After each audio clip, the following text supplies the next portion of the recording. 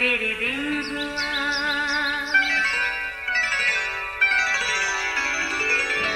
नया फिर दिन हुआ, पुरानी रात का करे सो शुक्र हम खुदा की जात का, खुदा की जात का नया फिर दिन हुआ। आज की आयत, सो तू मजबूत हो जा, हौसला रख, क्योंकि तू इस कौम को उस मुल्क का वारिस कराएगा जिसे मैंने देने की कसम उनके बाप दादा से खाई। यशवा पहला बाब 6 आयत। अजीज़ों, कठिन हालात और गुलामी के दौर में पैदा होने वाला वो बच्चा मूसा यकीनन आपको याद होगा। एक टोकरी में पड़ा पानी की लहरों पर तैरता मूसा अपने आसपास के माहौल और हालात के ख़तरों से बेखबर था, मगर आसमान पर बैठे खुदा की निगाह मुसलसल उसकी निगहबान थी, क्योंकि वो खुदा के बड़े मंसूबे का चुनिंदा और अहम किरदार बनने वाला था। उसकी गैर मुतवक्का तौर पर इब्तदाई परवरिश उसी के घर अपनी माँ के ज़ेर साया हुई। वो कौन है, उसके आबा व अजदाद, उसकी कौम और उसका खुदा कौन है, हर एक के बारे में वो अच्छे से जान गया था। फिर मूसा की माँ की तरबियत ने उसे मजबूत असाब का मालिक भी बना दिया।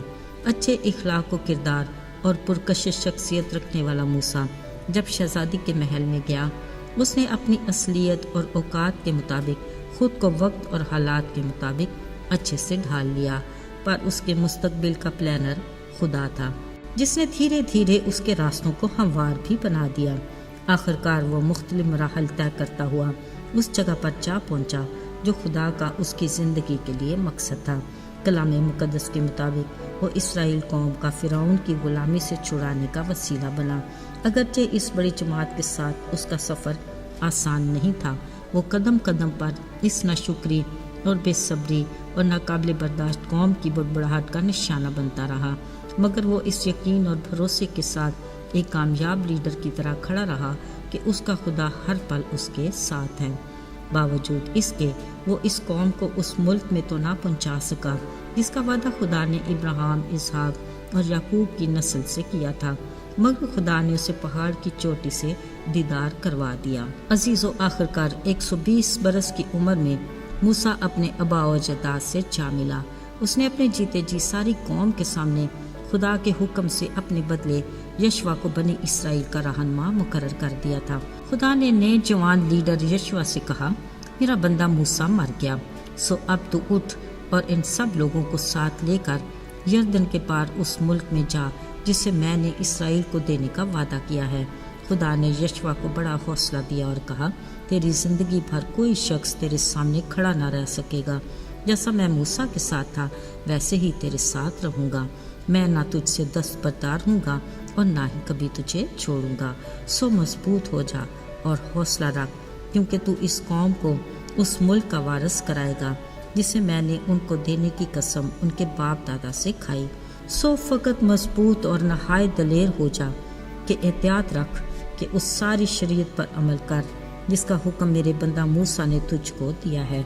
उससे न दाहिने हाथ मुड़ना और ना ही बाएं, ताकि जहाँ कहीं तू जाए तुझे कामयाबी हासिल हो।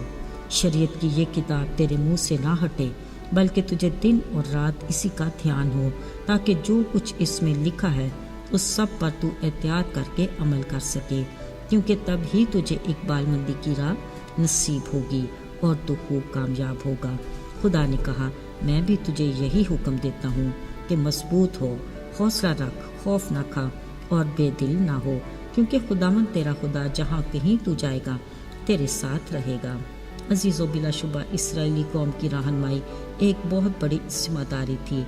यशवा ने खुद अपनी आंखों से देखा और अपने कानों से सुना भी था कि ये लोग खुदा की दी हुई हर बरकत के बावजूद अपने माजी से निकल ही नहीं पाते। वो खाने पीने पर बुड़बुड़ाते और मिस्र की गुलामी को अभी तक याद करते हैं।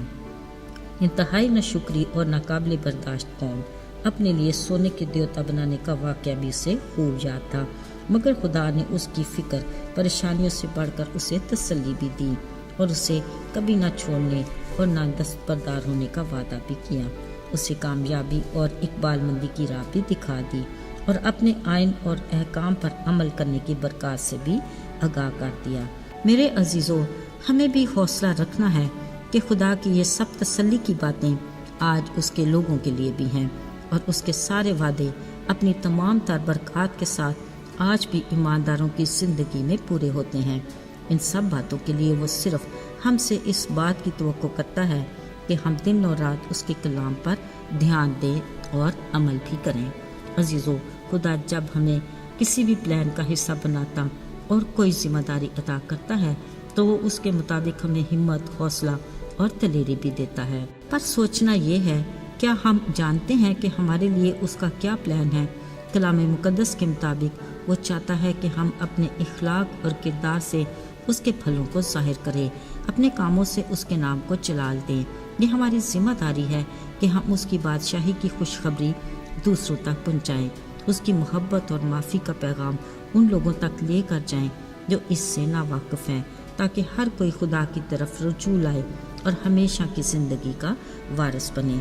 میرے عزیزو، ہمیں اپنی روحانی زندگی میں ہوشیار اور بیدار رہنا ہے، تاکہ نہ صرف ہم خود بادشاہی کی ضیافت میں شریک ہوں بلکہ اپنے ساتھ اور بہت سوں کو بھی اس میں شامل ہونے کا وسیلہ بنے۔